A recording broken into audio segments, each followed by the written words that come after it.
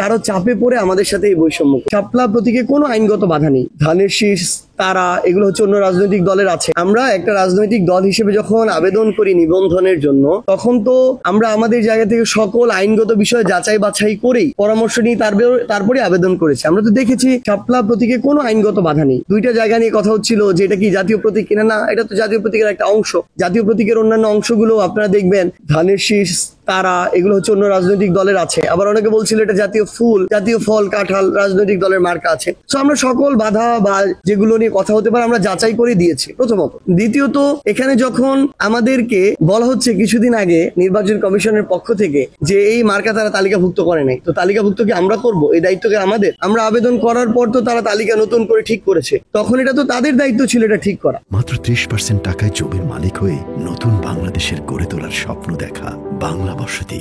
আমাদের মনে হয়েছে কিছুদিন আগে তাদের কথা যেভাবে তারা যেই টোনে বললো যে তারা শাপলা এনসিপি কে দিতে পারবে না, কিন্তু কারণ তারা বলবে না, খুবই প্যাথেটিক। একটা স্বাধীন সাংবিধানিক প্রতিষ্ঠান অভ্যুত্থান পরবর্তী বাংলাদেশে এভাবে স্বেচ্ছাচারিতামূলক হয় আচরণ করছে, না হয় এটা তারা কারো চাপে পড়ে আমাদের সাথে এই বৈষম্য। তো এটা তো আমরা কোনোদিনও মানবো না, এটা হতেও দিব না। তো যেহেতু কোনো আইনগত বাধা নেই, এনসিপি আগামী নির্বাচনে অংশগ্রহণ করলে শাপলা প্রতীক নিয়ে অংশগ্রহণ করবে। আমরা যতদূর জানি যে এখন একটা তাদের মধ্যে পজিটিভ আলোচনা হচ্ছে। আমরা আশা করি যে তারা স্বাধীন সাংবিধানিক প্রতিষ্ঠান হিসেবে তাদের আস্থাটা ধরে রাখার কাজ করবে, ওই অনুযায়ী তারা পদক্ষেপ নিবে এবং আমাদেরকে তারা, যেহেতু কোনো আইনগত বাধা নেই, আমাদেরকে তারা শাপলা প্রতীক আমাদেরকে দিবে এবং আমরা বিশ্বাস করি এই আস্থাটুকু ধরে রেখেই তারা নির্বাচনের দিকে আগাবে। যদি এটা এখন তারা না করতে পারে, নির্বাচনে তাদের উপরে আমরা এনসিপি কোনো আস্থা পাবো না।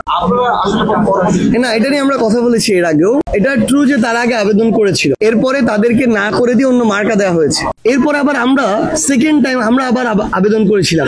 ওই সময় কিন্তু আমরা দ্বিতীয়বার আবেদন করেছি। প্রথম ধাপে তারা আবেদন করেছে, আমরাও করেছি, তাদেরকে দেয় নাই। আমাদেরকেও ওই সময় তারা বিভিন্ন ধরনের এক্সকিউজ দেখাচ্ছিল। দ্বিতীয় ধাপে যখন তারা ওইটা নিয়ে আরো ভাবে কথা বললো না, তখন কিন্তু আমরা সাথে সাথে আবেদন করলাম, তখন আমরা আবার প্রথম অবস্থায় চলে গেলাম। তারপরে উনি আমাদের বাংলাদেশের রাজনীতিতে অত্যন্ত সজ্জন একজন ব্যক্তি, ফ্যাসিস্ট বিরোধী লড়াইয়ের একজন যোদ্ধা। আমরা একদম পূর্ণ শ্রদ্ধা সম্মান রেখে তার সাথে এই বিষয়ে আলোচনা করেছি। তিনি এটা কিন্তু মিডিয়াতেও, সোশ্যাল মিডিয়াতেও জানিয়েছেন তিনি আইনগতভাবে এটাতে যাবেন না যদি এনসিপিতে দেওয়া হয়। আর আমরা আশা করছি যে এখন যেহেতু এনসিপি এটা নিয়ে তাদের লড়াই চালিয়ে যাচ্ছে, বাংলাদেশে আপনি প্রত্যেকটা গ্রামে যাবেন, এনসিপি নাম তার মাথায় থাকুক না থাকুক, শাপলা তার মাথায় আছে। এনসিপির সাথে শাপলা এভাবে অঙ্গাঙ্গি ভাবে জড়িত। তো মানুষের এই আকাঙ্ক্ষাটার সাথে আমরা আশা করছি যে এই নির্বাচন কমিশন তাদের জায়গা থেকে স্বেচ্ছাচারিতা করবে না, আমরা প্রত্যাশা করছি এবং আশা করি অবশ্যই আমরা শাপলা পাবো, শাপলা নিয়ে নির্বাচন করবো।